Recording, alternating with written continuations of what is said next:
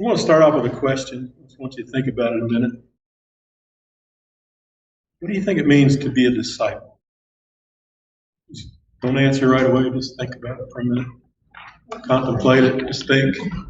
What does it mean to be a disciple? Just think about that for a minute. Am I loud enough? No. Okay. What does it mean to be a disciple? Think about that a minute. Yeah.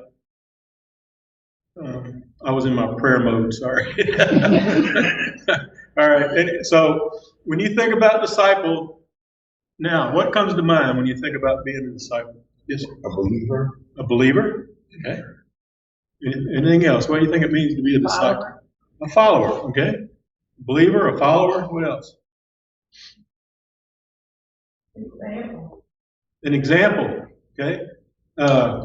Maybe can we say representative of the one you're following, okay? To be like the one you're following. Yeah. Okay. Like the rabbi. Okay. Say it again. Apprentice. Yeah, very good word that has lost meaning in our culture. But yeah, an apprentice is one who learns from the master. And a good example of an apprentice would be a violin maker couldn't just read a book to learn to make violins. You had to learn to craft it from the master's touch. And so that's where that apprentice kind of thought comes from. What else comes to mind when you think about a disciple?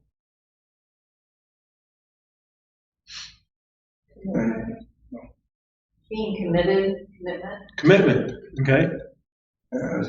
somebody that Jesus chose to be. Okay, there were 12 specific disciples or apostles, that Jesus chose to be. Okay. When you think about those men, how diverse they were in their talents and what they brought to their discipleship. And we're getting to that in a minute, but their diversity is not just, and that's one reason I'm asking the question, because I think discipleship can be defined in different ways according to where you are in life, right? To be a disciple when you're a younger man might be looking like this. To be a disciple as an older man might look a little different. But it's discipleship, and it's being. I like what Patrick said. I told Patrick personally. I didn't mention it this morning, but I told him personally. I said, "You touched my soul this week, man." I'm still thinking about it. I'm still reeling, but. When you think about being a disciple, you kind of have to. We kind of have to look back at what it meant when it was said. Somebody mentioned a rabbi. I think Roger. In the day, a rabbi would develop what he called a yoke. A yoke was his way of teaching. A yoke was his interpretation of Torah. His yoke, we think of a yoke like an oxen yoke when we think of yoke. That's not what specifically it meant. It meant his way of interpreting Torah, his way of bringing to life the way of God. Okay, and he would go out and he would choose men who measured up to his standard of what it meant to be his follower, and he would then tutor them to become even more that way. Does that make sense? But that's when they heard disciple, that's what they thought. And so when we see this picture of Jesus choosing these 12 men, like Roger said, they're really diverse men. These are guys who've been looked over. They haven't been chosen, or they would have already been in somebody's yoke. They would have already been in somebody's disciple. They would have already been in the school. They were fishermen. They were taking care of their dad's business, or they were doing whatever other profession they were doing. They weren't chosen. And so it kind of boggles our mind that Jesus says, "Come follow me," and when they just drop their nets. That's like the president coming to your house and say, "Come be in my cabinet." It's kind of like that to them. And so when they just drop everything and follow him, that makes more sense when we think about the honor it would be to be in somebody's being someone's disciple. Like that was their livelihood at that time that they were given up to. It's laid it down. Yeah. So, but does that make sense more about what a disciple then was? Because I think if we understand what a disciple then was, it'll help us understand what being a disciple now is about. So that's what our lesson's about, discipleship.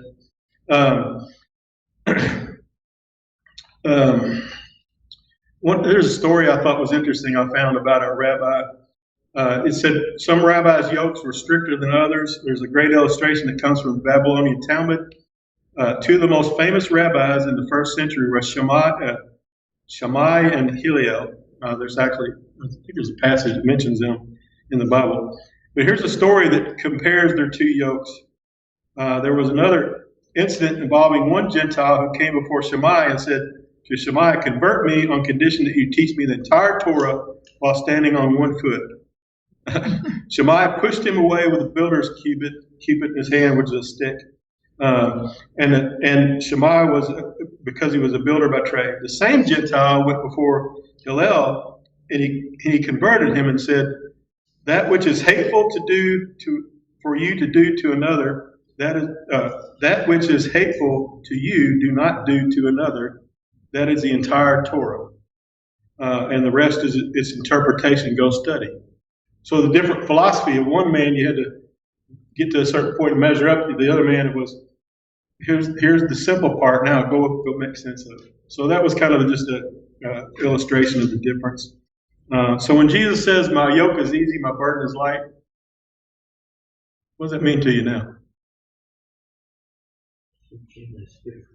His teaching is different.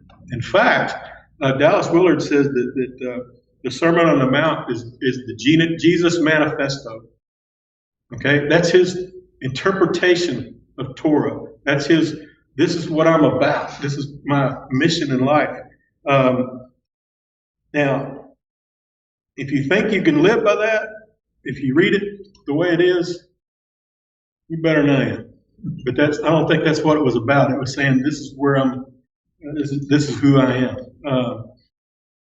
So let's start in Matthew 9, verse 35. And look at our text today. I'm going to read sections of it. Let me tell you what. Let me read the whole thing, and then we'll kind of go back. No, I don't want to do that. It'll take too long. We only got 15 minutes. Matthew 9, 35. It'll be 35 through 38 to begin with. Jesus went through all the towns and villages, teaching in their synagogues, preaching the good news of the kingdom, and healing every disease and sickness. When he saw the crowds, he had compassion on them because they were harassed and helpless, like sheep without a shepherd. And he said to his disciples, now, we see disciples, and we're thinking 12 disciples. In this section of Scripture, I don't think he's just talking to the 12. I think he's talking to those who in this crowd who decided to follow him. He said, "The harvest is plentiful, but the workers are few. Ask the Lord of the harvest, therefore, to send out workers into his harvest field." Now, Jesus is talking to an agrarian society. Some of you folks, I know, have been on a farm, have grown things, have garden of your own, that kind of thing.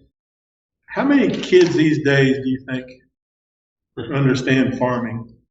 I don't know. They go to Kroger and they pick out, maybe, probably don't even do that, but somebody goes to Kroger and gets their meal and brings it, or they DoorDash it or whatever they do nowadays, and it's there, and they don't know where it came from. I was talking to somebody that I don't know who it was. I grew up, I was skinning cows with Grandpa when I was 12 years old. I remember thinking, don't get too much of that red meat on there, but I mean, just being that part of life. If you've never experienced it, you don't understand what he's saying here. Well, what is he saying? The harvest is plentiful, but the workers are few. What happens when you have a harvest and it's in the field and you don't get it out? It spoils. It rots. So what happens if you don't have enough workers and there's ripeness all around? He's not talking about crops here. What's he talking about? People. people. And what's he been doing? He's preaching the good news of the kingdom of God and healing every disease and sickness. He's going around taking care of the needs of the people. And then continuing in chapter 10, we move. By the way, there's not chapters and verses in the Bible. Y'all know that, right? So this is just a flowing, but we have it spread out so we can find stuff, basically, and memorize passages and that kind of thing. But it says in Matthew 10, he called his 12 disciples to him, so he calls them out of the crowd, and he gives them authority to drive out evil spirits and to heal every disease and sickness. These are the names of the 12 apostles. First, Simon, who is called Peter, his brother Andrew, James the son of Zebedee, and his brother John, Philip, Bartholomew, Thomas, Matthew the tax collector, James the son of Alphaeus, and Thaddeus, Simon the zealot, Judas Iscariot, who betrayed him. These 12 Jesus sent out with the following instructions. Okay, do not go among the Gentiles or enter any of the town of the Samaritans. Go rather to the lost sheep of Israel. Now that sounds weird to our ears. What do we know about Jesus that sounds contradictory here? He accepted everybody. He accepted everybody. He loved all kinds of people. He went to a great extent to make that clear in his teaching. So what's this about? What's this change about this just going to the lost group of Israel? Romans 15:7 through 11. I'll read that for you. I think it might clear that up a bit. Accept one another then, just as Christ accepted you, in order to bring praise to God.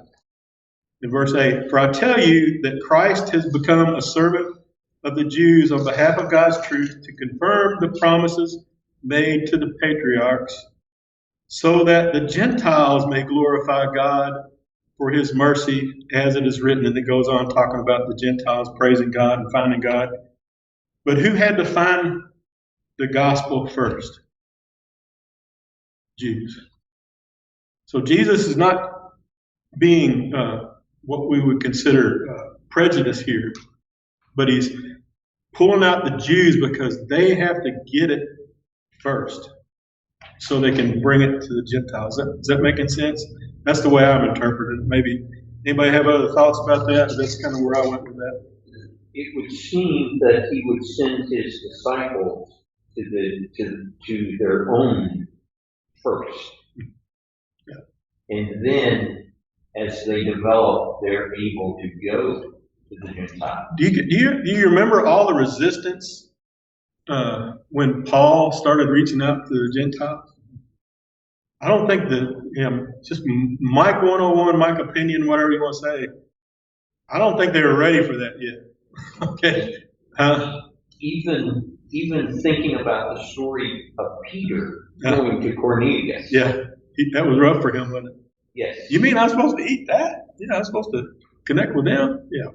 So, I think I don't think it's Jesus saying you need to go to these upper class people first. I think he's saying they need to hear it first. If that makes sense.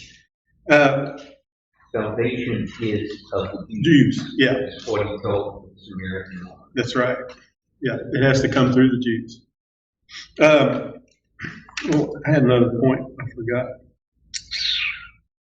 When the first church first began, it was Jewish converts, and it wasn't. We talked about Cornelius. That was years after Pentecost. I don't remember how many years, but it was several years. It was 10 years? At least 10 years before the Gentiles came in. Mm-hmm. So it did begin first with the Jews, the Jewish converts, right, and then grew into the Gentiles. And I think it had to be that way for whatever reason, for it to work. But and the Romans passage says it to fulfill the promises made to the patriarchs. Does that make sense?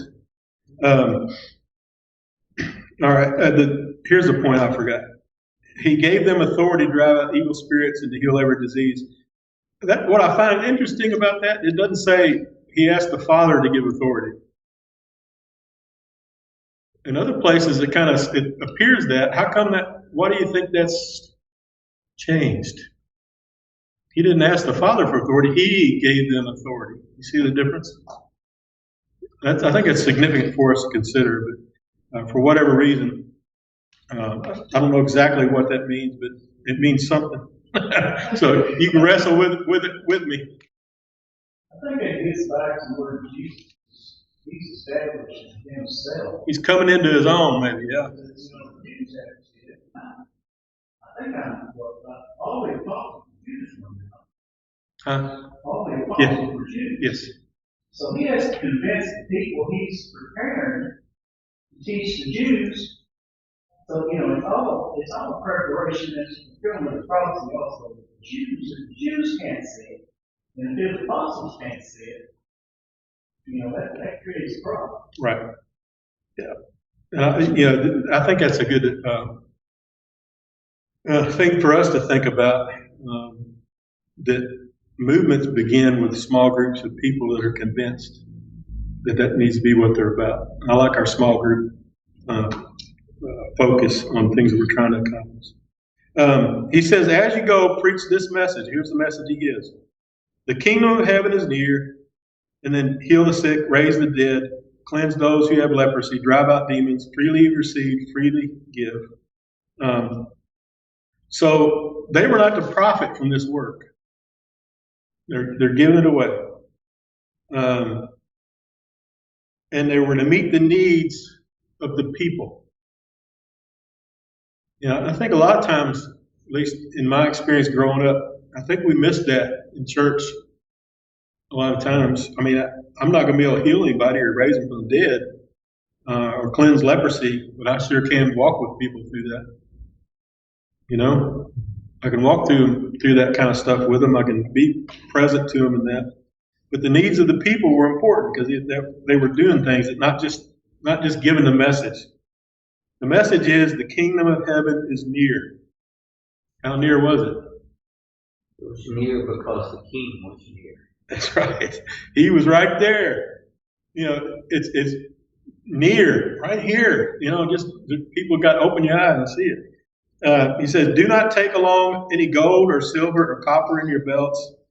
Take no bag for the journey, no extra tunic or sandals or a staff, for the worker is worth his keep. Why do you think Jesus sent them out this way? With nothing, basically. Just what they had on their back. Any thoughts or any opinions? So that they could rely on God for his provision and the people that they were serving. Yeah, and I think that's a good point, Roger. I think Luke helps with that. Luke 22:34. If you want to look at this later, I'll read it for you. Jesus answered, I tell you, Peter, before the rooster crows, you'll deny me 3 times that you know me. Then Jesus asked them, when I sent you without a purse, bag, or sandals, did you lack anything? Nothing, they answered. He said to them, but now you have a purse, take it. You also have a bag. And if you don't have a sword, sell your cloak and buy one. As it is written, and he numbered with the transgressors, and I tell you that this must be fulfilled in me. Yes, what is written about me is to reach its fulfillment. The disciple said, see, Lord, here are 2 swords. That's enough, he replied. So the first time he sends them out with nothing, and they say, we were fine. We lacked nothing. So that message that I think that Roger's sharing with, they were learning to depend on God, depend on the Creator, depend on not themselves for life. But here it changes. What's going to be the difference? He's not going to be with them. He's not going to be with them. Yes. In person. He's going to be with them in spirit, but not in person. So they pick up the sword. They pick up the extra. You start taking care of yourself in a way that you didn't have to do before. I think that's an interesting comparison there. Do you think that they, at this point, they don't quite understand yet? Oh yeah, I don't even know if they ever understood completely. Yeah, but we have the advantage of looking back. I'm not sure I would have been understanding all this stuff myself, to be honest, but yeah, I don't think they understood everything. He says in verse 11, continuing in our passage, whatever town or village you enter, search for some worthy person there and stay at his house until you leave. As you enter the home, give it your greeting. If the home is deserving, let your peace rest on it. If not, let your peace return to you. A question that came to me, what made a house deserving? Acceptance. Receptivity, openness, acceptance. If they take you in, you think it was hard to be taken in this setting? Being teachers of a rabbi that other people were kind of pushing away. You ever take in a rebel? So they're kind of in a rebellious state. So they're being whoever takes you in, give them your blessing. If anyone will not welcome you or listen to your words, shake the dust off your feet. This was a practice of the Gentile or of the time at the time toward Gentiles and other believers who they did not think worship God correctly. And here it's applied to the Jews who won't accept the gospel. So I think that's interesting that he says to shake the dust off your feet, because that would have rung people's ears and said, "What? These are Jewish people. These are our people." But it's basically what's getting. Why are they getting the dust shaken off their feet in this situation? Because they're not embracing, accepting. They're rejecting. Okay. And so when you leave that home or town, I'll tell you the truth, it'll be more bearable for Sodom and Gomorrah on the day of judgment than for that town. Wow. It's pretty intense. That's pretty heavy. Yeah. I've often said I'm glad that didn't happen anymore. I'd probably been fried a long time ago. But anyway, I don't know about you guys. And then Jesus doesn't, if you're trying to encourage an army or trying to get people to do something, you may not want to tell them everything that's coming. Jesus doesn't take that philosophy. He doesn't sugarcoat it. He says in Matthew 10:16, I'm sending you out like sheep among wolves. Got that picture? Sheep among wolves. Therefore, be as shrewd as snakes and as innocent as doves. How do you think a sheep would square up against a wolf? Lunch. Yeah, lunch. There's coyotes all over our house. I walk out in the yard sometimes. You hear that all just, and they're barking back and forth. And my little dog. But and there are pets that disappear this time of year. So you gotta be careful. Yeah, but so. This is not a good place to be. And how many of you guys,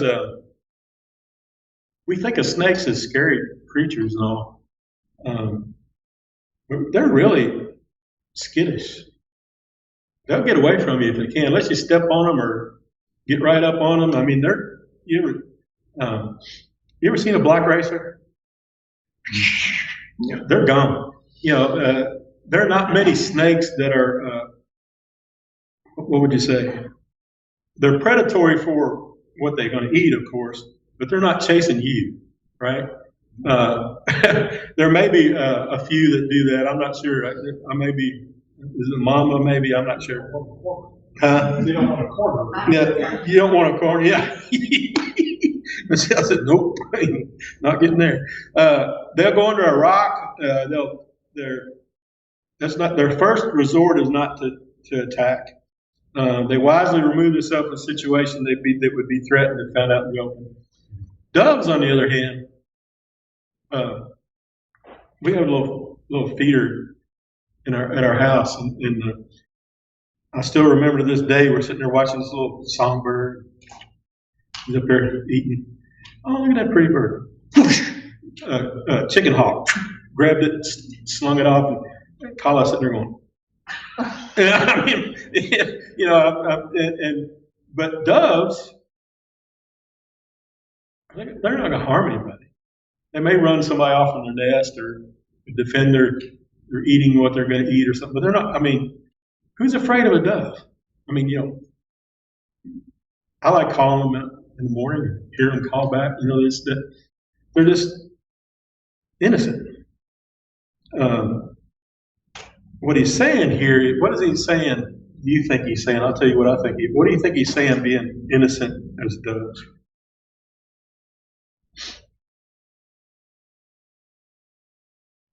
I think he's saying that you need to be wise to your surroundings, but don't be cynical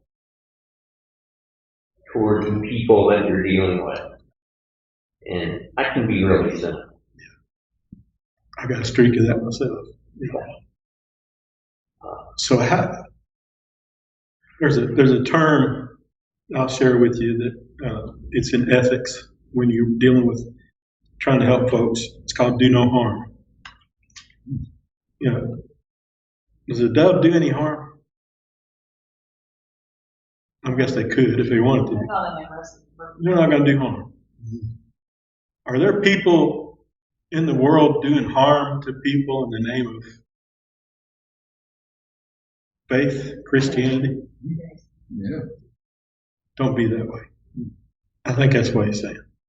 And I think probably what you're saying too, Greg, but I think he's saying be that gentle and kind with people that you're not going to cause harm. Yeah, but the part about the serpent, be wise. Yeah, and be wise. Yeah. I'll tell you, the wisest thing to do around snake territory is watch. Yeah. Watch where you put your feet and be. I think that's what you're saying, Greg. Is that watch? Be watchful. Be aware, because you are sheep among wolves, and wolves will take advantage of you. He goes on to continue. Y'all got a few more minutes? He says, be on your guard. You'll be handed over to local councils, be flogged in synagogues on my account. You'll be brought before governors and kings as witnesses to them and the Gentiles. But when they arrest you, doesn't say if, when they arrest you, don't worry about what to say or at all what to say. At the time you'll be given what to say. For it will not be you speaking, but the Spirit of your Father speaking through you. This is like signing up for the Marines. You know some bad things are coming, but they're signing up anyway. They're being disciples. They're being followers. Authorities will persecute you. I've heard this passage being used about, well, I don't need to study for my lesson, or I don't need to study for class, or I can just let the Spirit speak. I don't think that's what this is saying. I think this is a specific circumstance that they're given this to say in this kind of as part of their authority they're given. But anyway, that's my opinion. It says, brother will betray brother to death, and a father his child. Children will rebel against their parents and have them put to death. Everyone will hate you because of me, but those who stand firm to the end will be saved. When you are persecuted in one place, flee to another. Truly I tell you, you will not finish going through the towns of Israel before the Son of Man comes. That's interesting. Verse 23, before the Son of Man comes, I'm not sure exactly what that is, what that means. Can't explain it. I'll leave it there. But it's not going to be pretty. People aren't going to be nice about accepting the gospel here. What got to my mind was, and see if this makes sense to you. The word always confronts evil, and evil rebels and causes division. I don't think Jesus is saying my purpose is to cause division, but it'll be the consequence of evil's response to the gospel. Does that make sense to you? Does that ring true with you? I don't think Jesus is saying I'm wanting to cause division. I think the division will happen because of people's response to the message. He says, students are not above their teacher, nor servants above their master. It is enough for students to be like their teacher and servants like their master. If the head of the house has been called Beelzebub, in other words, evil or Satan, how much more will the members of his household, how much more the members of his household? So if Jesus has the reputation of being like Satan, you're going to have that same reputation. That's what they're saying. And remember who the audience is? The Jews is who they're going to. So they're going to be calling them Beelzebub, just like they did him. You remember they did that previously.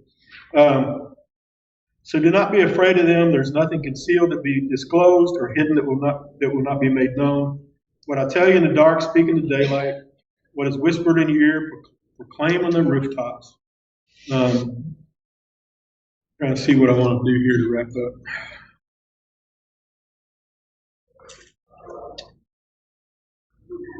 Remember Jesus earlier saying, "My time has not yet come." It sounds like he's saying here, it's time. Yeah. He says, "Don't be afraid." What kind of things do we fear? We don't have bears following us or wolves after us, or what kind of things do we fear?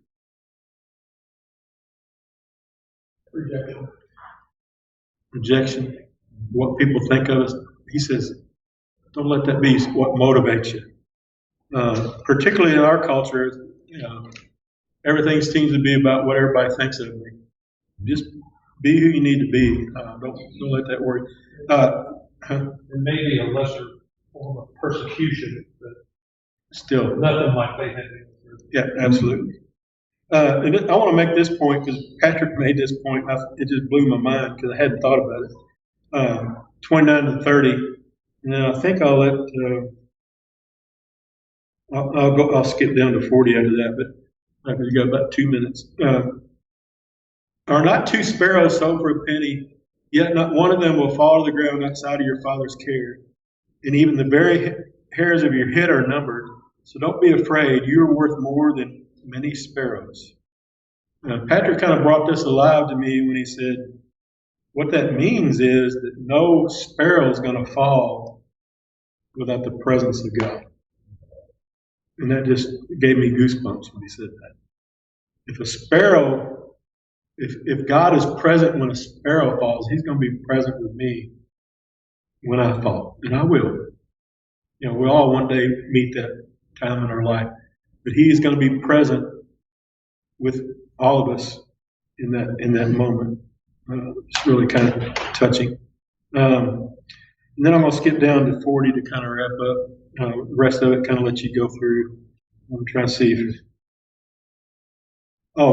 the next part is about even people that have faith might turn against you. Man against his father, daughter against his mother. And the thing about not loving your mother or father more than me, I don't think it's saying don't love your family. It's just if they're getting in the way you being faithful to the gospel, you need to be faithful to Christ. But anyway, that's another point I'll let you work on. Let's look at verse 40. Anyone who welcomes you welcomes me. Anyone who welcomes me welcomes the one who sent me. Anyone who welcomes someone known to be a prophet will receive a prophet's reward. Anyone who welcomes someone to be known to be righteous will receive a righteous person's reward. And if anyone gives a cup of cold water to one of these little ones who is known to be my disciple, truly I tell you that person will certainly be rewarded. Who's giving the water? I don't know for sure. Don't know. It's whoever's accepting them, whoever's taking them in, in other words, I always thought that was me supposed to give water to. It's whoever's accepting Christ and encouraging the word, wherever they are. And it might also raise some interesting questions about what about those who genuinely really never accept, but they do things that promote goodness. Yeah. And he kind of gets to that, and the reason I went to Mark 9:38. Teacher, said John, we saw someone driving out demons in your name, and we told him to stop because he was not one of us. You're not stopping him, Jesus said. No one who does a miracle in my name can be in the next moment say anything bad about me.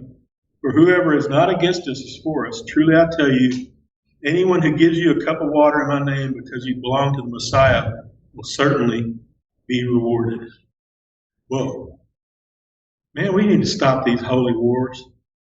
We need to stop shooting at people that we may all have all these things together and just stop all these holy wars, because what's the world see when they see a holy war? Hateful people. You know? Yeah. And so, people may not do everything like I do. They may, but if they're not against us, what did Jesus say? They're for us. Anyway, lesson's yours. Thank you guys. Appreciate it. You would equip them with a maybe one opportunity for people to give them the water. Yeah. And so I think if we go and serve and people offer things back, like who are we to reject that? Why? Yeah. Why? Yeah. Yeah. If they're not against us, they're for us. Why bicker and fight and have holy wars? Because holy wars don't bring anybody glory, but just causes problems. So anyway, good to see you guys. Thank you.